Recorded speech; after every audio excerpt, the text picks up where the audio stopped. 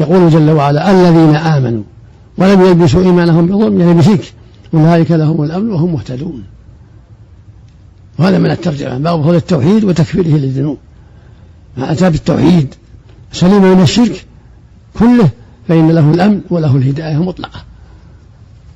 لما سمع الصحابة هذه الآية جاءوا إلى النبي صلى الله عليه وسلم وجلسوا عندما الركب قالوا يا رسول الله نزلت هذه الآية ولا نطيقها أينا من كل واحد منا خطأ طيب من يسلم من ظلم نفسه.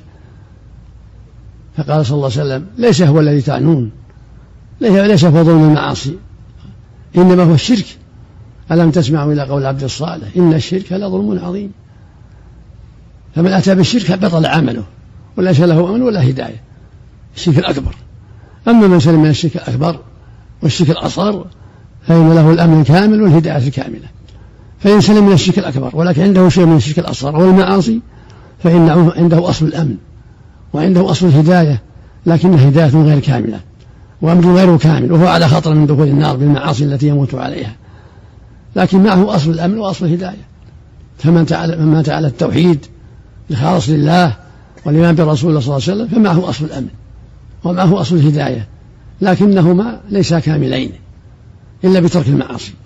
فمن ترك المعاصي وأنواع الظلم كله صار له الأمن الكامل والهداية الكاملة. والظلم 3 أنواع: ظلم الشرك وهو الظلم الأكبر، الثاني ظلم النفس بالمعاصي رحمك الله، الثالث ظلم العباد بالقتل أو بالضرب أو بالمال أو بالعرض. هذه أنواع الظلم. الظلم الأكبر الشرك، الظلم الثاني ظلم النفس بالمعاصي كالزنا والخمر والعقوق ونحو ذلك.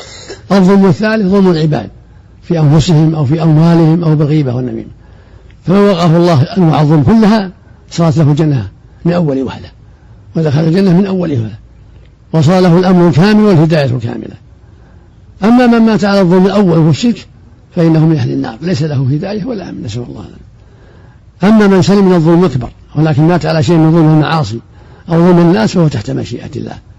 إن شاء الله غفر له وأدى عنه حقوق، وإن شاء عذبه على قدر الجرائم التي مات عليها، ثم بعد التطهير والتمحيص يخرجه الله من النار كما قال سبحانه: إن الله لا يغفر أن يشرك به ويغفر ما دون ذلك لمن يشاء، في آيتين من كتاب الله من سورة النساء.